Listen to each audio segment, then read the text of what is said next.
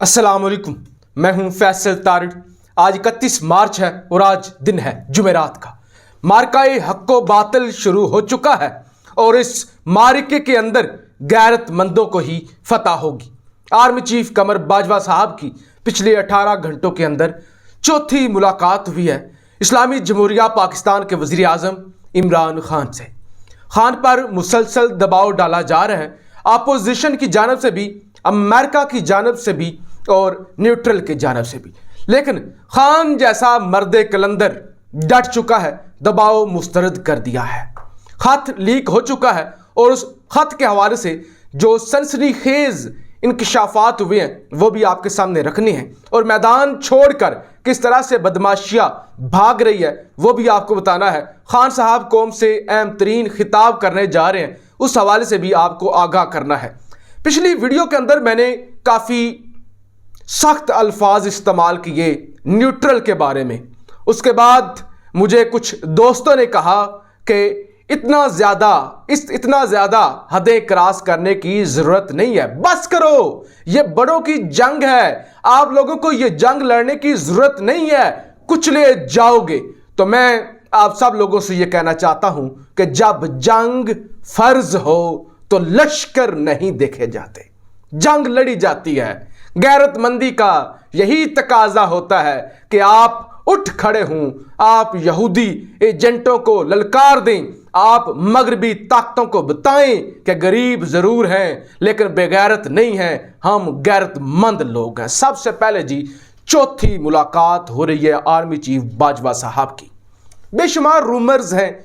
कुछ रूमर्स ये हैं कि आर्मी ये चाहती है और खान साहब आर्मी से ये मुतालबा कर रहे हैं कि मुझे फेस सेविंग दी जाए, अदम एतमाद वापस ली जाए, उसके बाद मैं रिज़ाइन कर दूंगा, असम्बलियाँ डिज़ोल्व कर दूंगा और नए इलेक्शन होंगे। जबकि बदमाशिया ये मुतालबा एक्सेप्ट नहीं कर रही और वो कह रही है कि हमारे पास नंबर पूरे हैं, खान साहब फौरी रिज़ाइन करें। लेकिन खान साहब की जानब से मेरे ज़राए जो बताते हैं ऐसी कोई बात नहीं की गई। खान साहब ने लड़ने का फैसला कर लिया है और खान साहब किसी के सामने भी झुकने नहीं जा रहे। खान साहब ने कल एक अहम तरीन कौम से खिताब करना था, लेकिन जैसे ही खिताब का ऐलान हुआ फौरी तौर पे न्यूट्रल भागे भागे वज़ीर आज़म हाउस पहुंचे और खिताब रोक दिया गया। आज रात को भी वज़ीर आज़म खिताब करेंगे, लेकिन अब मुझे नहीं पता कि कल वाली तकरीर होगी या तकरीर को नॉर्मल किया जाएगा, मुनासिब अल्फाज इस्तेमाल किए जाएंगे। क्योंकि आज भी जैसे ही ऐलान हुआ, रात 3 बजे तक मुलाकातें चलती रही न्यूट्रल की और खान की। आज जैसे ही ऐलान हुआ कि रात को खान साहब फिर खिताब करने जा रहे हैं, तो फिर अब से कुछ देर पहले न्यूट्रल और आला अस्करी जो ओहदेदारान हैं वो वज़ीर आज़म हाउस पहुंचे हैं। अब दोबारा रुकवा दिया जाता है खिताब, या तकरीर को रुकवाया जाता है, या तकरीर को एडिट करवाया जाता है, या तकरीर के अंदर जो सख्त अल्फाज हैं वो निकलवाए जाते हैं, इसका मुझे पता नहीं है। कौमी सलामती का जो इजलास है वो भी जारी है। अच्छा जी, मुसल्लह अफवाज के सरबरान इसके अंदर शरीक हुए हैं और वफाकी वज़रा भी शरीक हुए हैं। लेकिन मज़े की बात यह है कि बदमाशिया और अपोजिशन जो है वो इस इजलास के अंदर शरीक नहीं हुई। उन्होंने जी इस इजलास के बाइकट करने का फैसला किया है। वो कहते हैं कि हमें दावत नहीं मिली लिहाजा हम नहीं जाएंगे। मैं आपको बताता हूँ क्यों नहीं जा रहे। ये बड़ा अहम नुक्ता है, तवज्जो कीजिएगा। इसलिए नहीं जा रहे क्योंकि ख़त तो एक हकीकत बन चुकी है, ख़त लीक भी हो चुका है। नसीम जहरा जैसी सहाफ़ी जो कि एंटी एस्टेब्लिशमेंट, एंटी गवर्नमेंट समझी जाती हैं, वो ये कहती हैं कि ये ख़त जनाब आया है अमेरिका से। अमेरिका के सेक्रेटरी स्टेट की जानब से पाकिस्तानी सफ़ीर के साथ जो कन्वर्सेशन हुई है ये वो ख़त है। इस ख़त के अंदर पाकिस्तान को संगीन नताज की धमकियां दी गई हैं और कहा गया है पाकिस्तानी एम्बेसडर असद मजीद साहब को कि अगर तो खान को हटा देते हो तो वरना ठीक है, अगर नहीं हटाते तो फिर आप पर सख्त से सख्त पाबंदियां लगाई जाएंगी, आपको पत्थर के ज़माने में भेज दिया जाएगा, और अगर तुम इमरान खान को हटा देते हो तो तुम्हें फिर माफ़ी मिल सकती है। अब इस सारी सूरत हाल में बदमाशिया, अपोजिशन, उनका सोशल मीडिया सेल हरकत में आता है। पाक फौज के हक में ऐसे ऐसे ट्रेंड्स चला रहे जैसे यही मुहिब्बे वतन है, जैसे ये बड़े सच्चे मुसलमान हैं, सच्चे पाकिस्तानी हैं। इन लोगों को पता होना चाहिए कि किन के लीडर ने नाम ले लेकर कहा कि जनरल बाजवा साहब आप हैं तबाही के जिम्मेदार, आपने मुल्क को तबाह किया। किसने फौज को सरेआम गालियां दी, किसने डॉन लीक्स करवाई।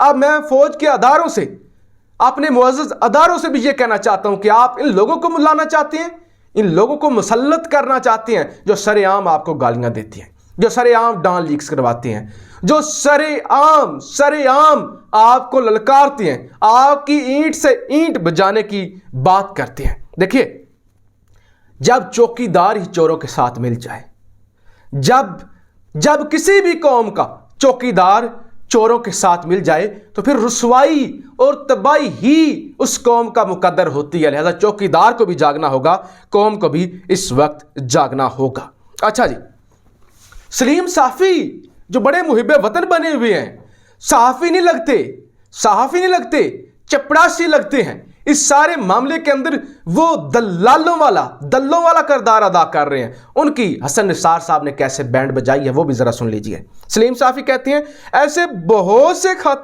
नवाज शरीफ को मिले थे लेकिन वो कभी बोले नहीं। नवाज शरीफ को वो कहते हैं ऐसे खत आते थे, नवाज शरीफ को भी धमकियां मिलती थी। इमरान खान को पहला बंदा थोड़ी है जिसको खत आ गया, जिसको धमकियां आ गई हैं, लाला लाला की जाए और इसका तमाशा बनाया जाए। आगे से हसन निसार कहते हैं ओ भाई, नवाज शरीफ का गैरत से क्या लेना देना, नवाज शरीफ का गैरत से क्या लेना देना। ये तो गैरतमंदों का खून जो है वो उछलता है, खून भड़कता है, खून खौलता है कि हो कैसे गया कि हमें धमकी दी गई, रजीम चेंज करने की बातें की गई। तुम नवाज शरीफ की बात करते हो, नवाज शरीफ और गैरत का भला ताल्लुक ही क्या है। अच्छा एक और, इस वक्त मुस्लिम लीग नवाज की जानिब से बाकायदा ड्यूटियां लगाई गई हैं कि आपने फौज के हक में ट्रेंड चलाना है। अच्छा जी, अब मैं आपको बता दूं, ये जो नेशनल सिक्योरिटी का इजलास हो रहा है इसके अंदर अपोजिशन क्यों नहीं हरकत कर रही, क्यों नहीं शिरकत कर रही, क्यों नहीं जा रही? इस वजह से नहीं जा रहे कि बहुत सारे लोग हैं जो सादे हैं, जो पैसों की लालच में आ चुके हैं, जो इनकी बातों में आ चुके हैं। अगर सब लोग जाते हैं, उनको खत पढ़ के सुनाया जाता है और पता चल जाता है कि इतनी बड़ी साजिश हुई है, हो सकता है उनके ज़मीर जाग जाएं, हो सकता है वो मुनहरफ हो जाएं, हो सकता है वो अलमे बगावत बुलंद करें। हैं तो इंसान ही ना, हैं तो पाकिस्तानी ना। जितने भी बेज़मीरे हूं, ज़मीर जाग भी तो सकता है ना, ज़मीर जाग भी सकता है। तो इसलिए फैसला किया गया है कि इनको दूर रखा जाए, इनको खत तक ना पहुंचने दिया जाए। कल तक कह रहे थे अगर कोई खत है तो पार्लियामेंट के अंदर लेके आओ, अगर कोई खत है तो मुनासिब फोरम पर लेके आओ, हम लड़ेंगे, हम आपका साथ देंगे। किसी की जुर्रत कैसी हो गई, वो जो एयरपोर्ट पर शलवारें उतार आया था ना, पैंटें उतार आया था, वो ये कह रहा था, आज वही कह रहा है कि हम इस खत के अंदर शिरकत नहीं करेंगे। बिलावल भुट्टो ने तो सारी हदें ही पार कर दी, सारी हदें पार कर दी। बिलावल भुट्टो ये कहता है ये खत इमरान खान ने खुद लिखवाया है, जाली खत है। इस खत के जरिए बिलावल भुट्टो कहते हैं कि इमरान खान अदारों पर हमला कर रहा है और अपोजिशन को ब्लैकमेल कर रहा है। लेकिन मैं आपसे ये कहना चाहता हूं कि अकेला शख्स है जो डटा हुआ है, मार्का हक्को बातिल है, पाकिस्तानियों को जागना होगा। गुलामों के एक हजूम में आज़ाद एक शख्स, गुलामों के एक हजूम में आज़ाद एक शख्स तन्हा ही लड़ पड़ा यहूदियों के गुलामों से। करबला की जंग आपको याद होगी, करबला की जंग के अंदर भी इमाम हुसैन अकेले ही लड़ पड़े थे। उन्हें पता था सारे गद्दार, सारे डाकू, सारे चोर, सारे मुनाफिक इकट्ठे हो चुके हैं। लेकिन काबे की हुर्मत का मामला था, नाना के दीन की हुर्मत का मामला था, हुसैन निकले थे। आज मुल्क की इज्जत का मामला है, आज भी मुसलमान निकलेंगे, आप निकलेंगे, हम खड़े होंगे, इमरान खान खड़ा होगा और हमें यह जंग लड़नी होगी। तो इस वक्त सूरत हाल बहुत खतरनाक हो चुकी है। चौथी मुलाकात जरा चेक करें, चौथी मुलाकात 18 घंटों के अंदर, और लंबी लंबी मुलाकातें हो रही हैं, दबाव डाला जा रहा है। इमरान खान जो है वो कौम की खातिर लड़ पड़ा है। आखिरी पॉइंट आपके सामने रखना चाहता हूं। जब जुल्फकार अली भुट्टो को फांसी चढ़ा दिया गया था तो जुल्फकार अली भुट्टो के जो करीबी लोग थे, आखिरी दिनों में जिनसे मुलाकातें हुई थी, उनसे पूछा गया कि जुल्फकार अली भुट्टो का आखिरी पैगाम क्या था। जुल्फकार अली भुट्टो ने आखिरी पैगाम यह दिया था कि मैं इन बेज़मीरों की वजह से मारा गया हूं। मैं जिस कौम के लिए लड़ रहा था, मैं जिस कौम की गैरत के लिए खड़ा हुआ हूं, उस कौम ने मुझे मरवा दिया, उस कौम ने मुझे तनहा छोड़ दिया। मैं शर्मिंदा हूं कि मैं एक बहादुर लीडर था, लेकिन मेरी कौम बुज़दिल थी, मेरी कौम खुददार नहीं थी, लिहाजा इन लोगों ने मुझे मरवा दिया। तो जिस तरह जाते हुए जुल्फ़िकार अली भुट्टो शर्मिंदा थे, खुदा के लिए खान को शर्मिंदा ना कीजिएगा, खुद भी शर्मिंदा ना होइएगा और तारीख के अंदर अपने आप को नमक हराम या अमेरिका का गुलाम, यहूदियों का गुलाम या फिर यहूदियों के सामने घुटने टेक जाने वाला ना लिखवाइएगा। इस वक्त तमाम मुसलमान खड़े हो जाएं और इस मार्काए हक्को बातल में आप खान के साथ खड़े हों। अपनी राय का इजहार ज़रूर कीजिएगा। पाकिस्तान जिंदाबाद।